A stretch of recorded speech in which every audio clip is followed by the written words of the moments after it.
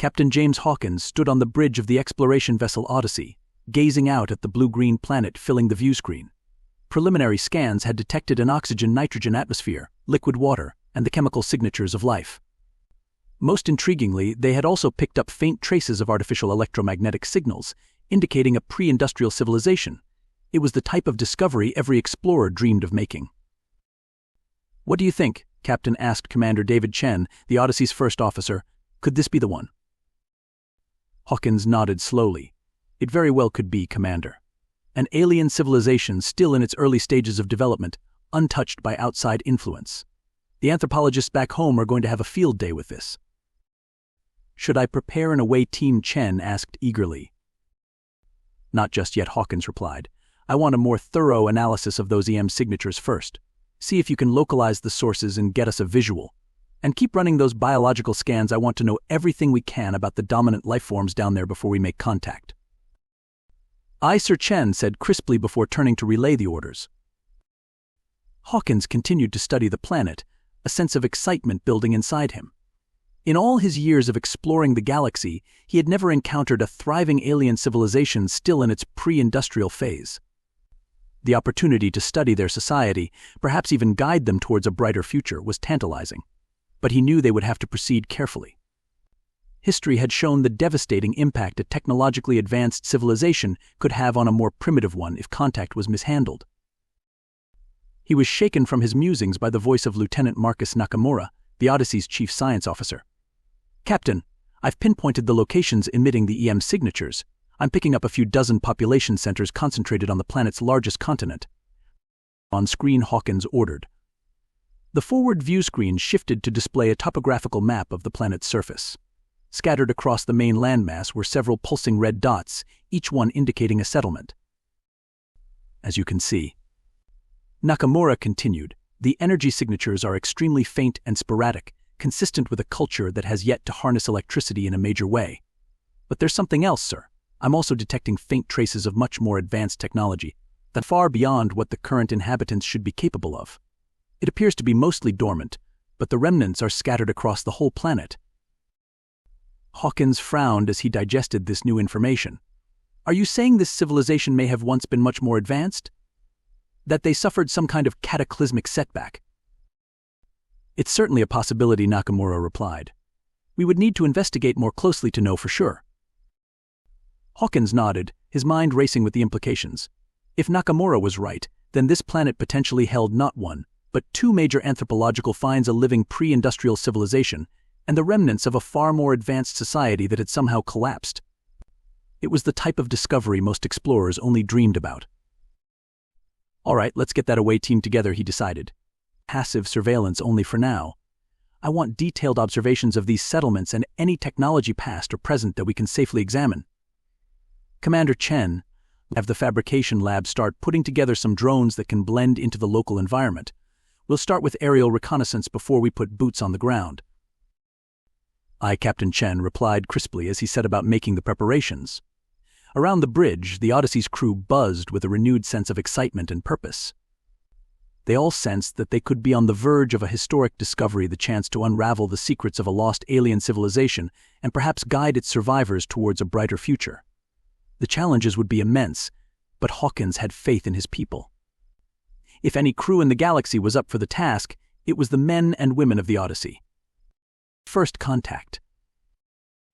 Over the next several weeks, the Odyssey's crew conducted an extensive survey of the planet, which they had designated Avalon.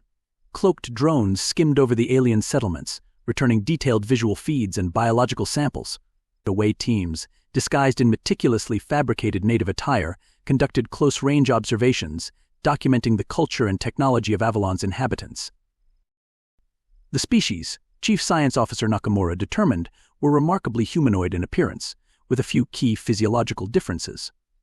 Genetic scans showed they actually shared a significant portion of their DNA with Terran primates. It was a remarkable example of convergent evolution, the idea that similar environmental pressures could lead to the development of comparable traits in completely separate lineages. "You're saying they're essentially some kind of space monkey?" Commander Chen asked during one mission briefing, earning a round of chuckles from the other senior officers. Nakamura favored him with a withering glance before continuing. "The Avalonians, as we've taken to calling them, appear to live in small hunter-gatherer bands. They subsist primarily on native flora and fauna, which they collect and hunt with simple stone tools. Socially, they are organized into family units with larger clans linked by kinship ties. We've observed no signs of agriculture, written language, or metallurgy. But what about the advanced technology you detected? Captain Hawkins asked. Any new insights there? Nakamura nodded. Indeed, now that we've been able to study it up close, it appears to be the remnants of a highly sophisticated civilization, one that had likely mastered electricity, advanced engineering, and perhaps even flight. But at some point, roughly 10,000 years ago, based on radiometric dating, it all seems to have just stopped. No sign of any great war or natural cataclysm that could have caused such a collapse. It's like they simply abandoned all their advanced tech and reverted to a primitive state almost overnight. A heavy silence descended over the room as they all pondered the mystery. An entire civilization, far more advanced than they had originally assumed, that had somehow imploded and left little trace beyond bewildering remnants. What could have happened? And what did it mean for their own mission? Hawkins was the first to speak. It seems we have a unique opportunity here, not only to study the development of a pre-industrial alien civilization, but perhaps to uncover what happened to their ancestors and keep history from repeating itself.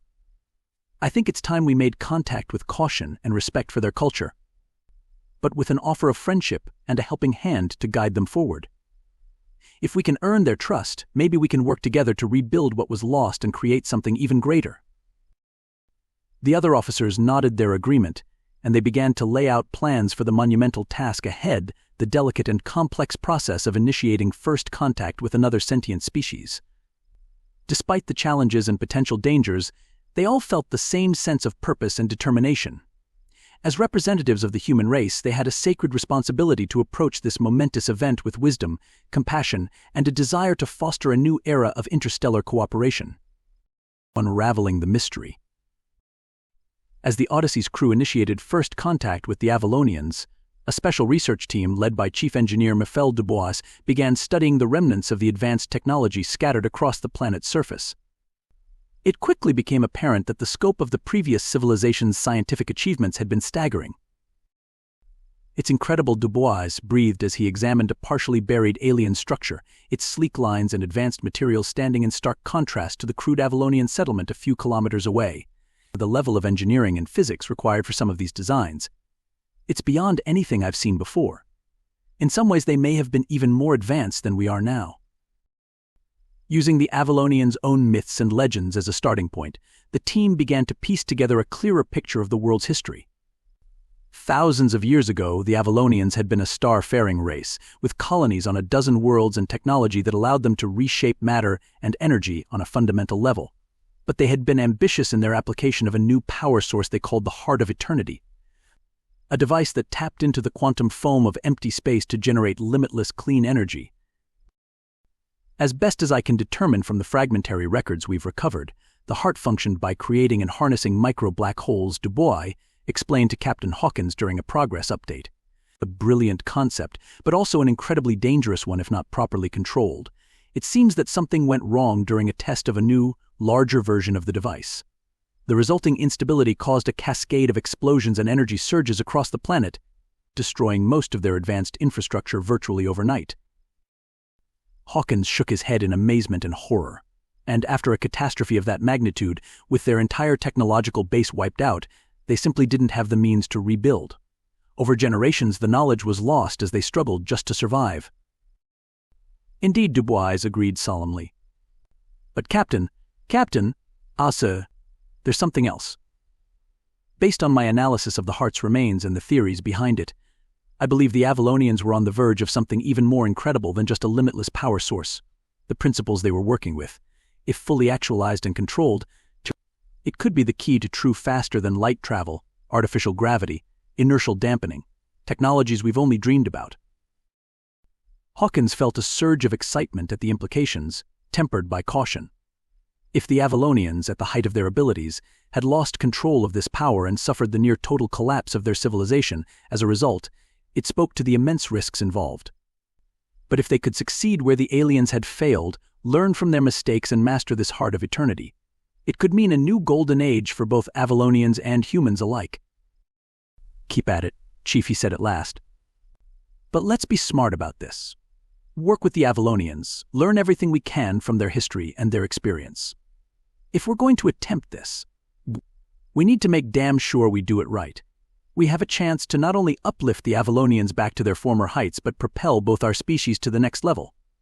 It's an opportunity we can't afford to squander or mishandle." Dubois nodded firmly, determination etched on his features. "Understood, sir. We'll redouble our efforts and keep you fully apprised. With the Avalonians' help and human ingenuity, I believe we can crack this. And when we do, the stars themselves will be within our grasp." The Odyssey begins. Over the next year, the crew of the Odyssey worked tirelessly alongside their new Avalonian allies to unravel the secrets of the Heart of Eternity. United by a common goal and sense of purpose, the two species developed a deep bond of friendship and cooperation. The humans marveled at the Avalonians' intuitive grasp of the strange new principles involved, while the alien scientists expressed awe at the visitors' technical prowess and systematic approach. Bit by bit, they pieced together the theoretical framework and engineering required to construct a safe, stable version of the quantum power source. Sprawling energy farms took shape on Avalon's surface, each one a gleaming testament to the resurgent civilization's progress. Avalonian factories, newly constructed with human technology and powered by the first successfully activated hearts, began churning out advanced components and materials that accelerated the rebuilding effort. As Avalonian infrastructure and industry rapidly developed, the aliens turned their efforts to the stars they had once walked among. Orbital shipyards were assembled, and the first Avalon-Earth hybrid starships took shape, sleek, powerful vessels equipped with hearts of their own, capable of crossing the vast distances between stars in the blink of an eye. Christened the Unity class, they were crewed by members of both species, a potent symbol of the alliance that had formed. The first Unity ship completed, the ESV Odyssey, was placed under the command of now Admiral James Hawkins in recognition of his pivotal role in the entire endeavor. Before embarking on its maiden voyage, a ceremony was held on Avalon, attended by dignitaries of both civilizations. As the Unity delegation, composed of humans and Avalonians alike, stepped up to the podium to address the gathered masses, a sense of joy and anticipation thrummed through the audience. "Today we stand on the threshold of a new era," Ambassador David Chen began, his voice swelling with emotion. "Together, Avalonians and humans have achieved something extraordinary, the resurrection of a dream once thought lost, and the genesis of an even greater aspiration. With the stars now within our grasp, we embark on a grand journey of discovery and fellowship, determined to forge a bright future for both our peoples among the lights of the cosmos." As Chen yielded the stage to his Avalonian counterpart, Admiral Hawkins found his chest tight with pride and humility. In the course of a scant few years, they had accomplished more than he had ever dared imagine when they first arrived at this fateful planet. Two species, separated by light years of space and eons of history, had come together to achieve the impossible. And now, with a sea of possibilities stretching out before them, they would venture forth as partners to explore the wonders and confront the challenges that awaited them. Chen's speech concluded to thunderous applause, the audience rising in a standing ovation. As the Unity delegation made their way to the Odyssey's boarding ramp, they paused to clasp hands, one last time, human and Avalonian fingers interlaced in a powerful symbol of solidarity and shared purpose.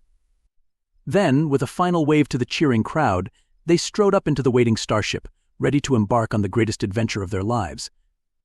A short time later, the mighty vessel lifted off from the surface of Avalon on a column of blinding light, accelerating towards the heavens and the unknown. The future, unwritten and teeming with infinite potential, beckoned to the crew of the Odyssey. Together, they would make history among the stars,